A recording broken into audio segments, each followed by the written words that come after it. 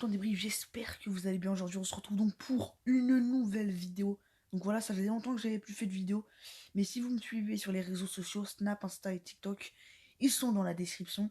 Et ben, j'ai été très actif, notamment sur la mort de George Floyd.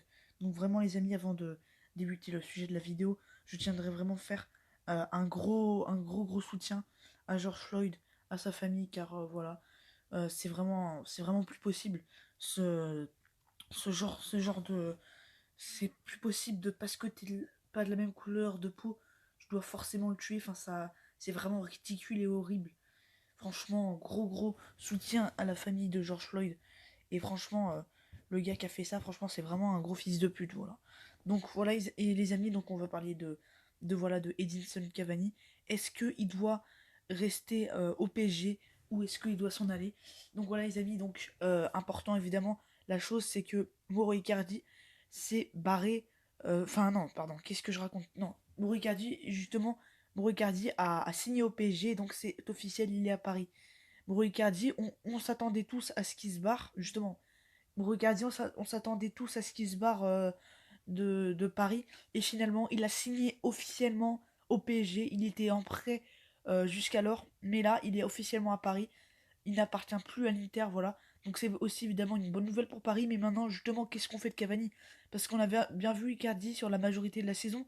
Même si Edinson Cavani, dans la deuxième partie de la saison, avait un peu plus sa place, c'est quand même Icardi qui, dans la majorité de la saison, notamment surtout en première partie de saison, qui avait qui était titulaire indispensable, et Cavani était, euh, était limite mis au placard par Tourelle.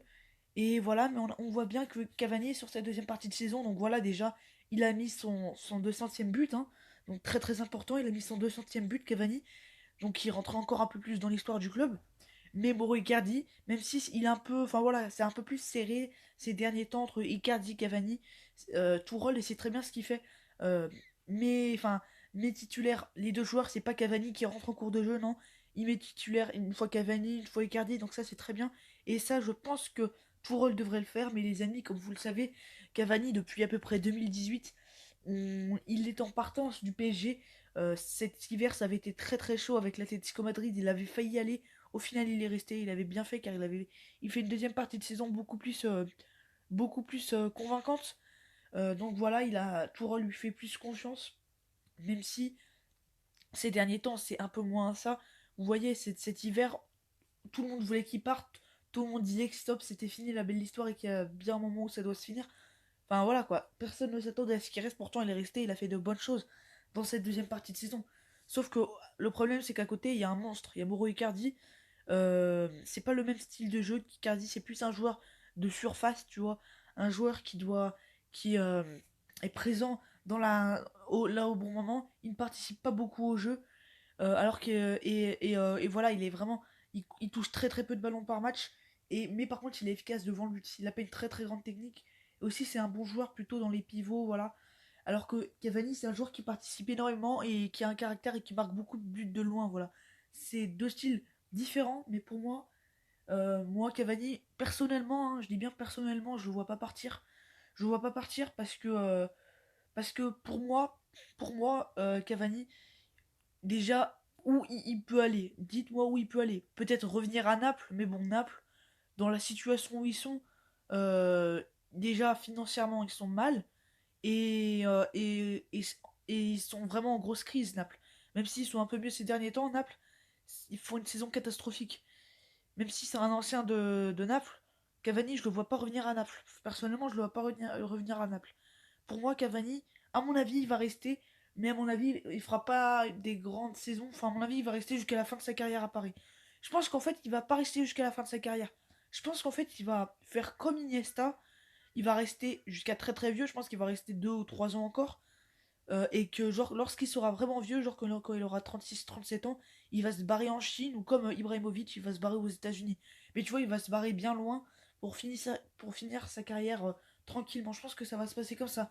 À mon avis, il va pas finir sa carrière à Paris, mais en tout cas, il va encore rester, à mon avis, parce que je sais pas, parce que même si Icardi il va être titulaire indiscutable dans tous les cas, il faut, euh, il faut dans tous les cas un remplaçant. Alors il y a Choupo-Moting, mais désolé, mais Choupo-Moting, dans les grands moments de Ligue des Champions, c'est lui le remplaçant et que Icardi se blesse.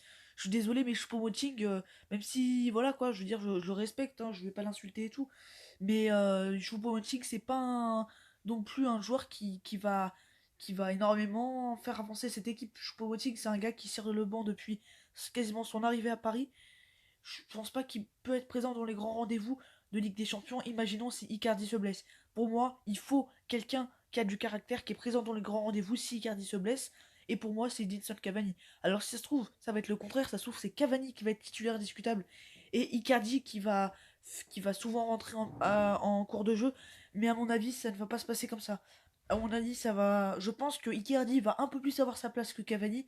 Même si, à mon avis, Edinson Cavani va quand même va quand même réussir à grappiller beaucoup de minutes et ça fera à peu près jeu égal, même si pour moi Icardi sera plus présent, car s'il a signé à Paris, c'est que Tourelle lui donne la confiance parce que de base Icardi devait se barrer.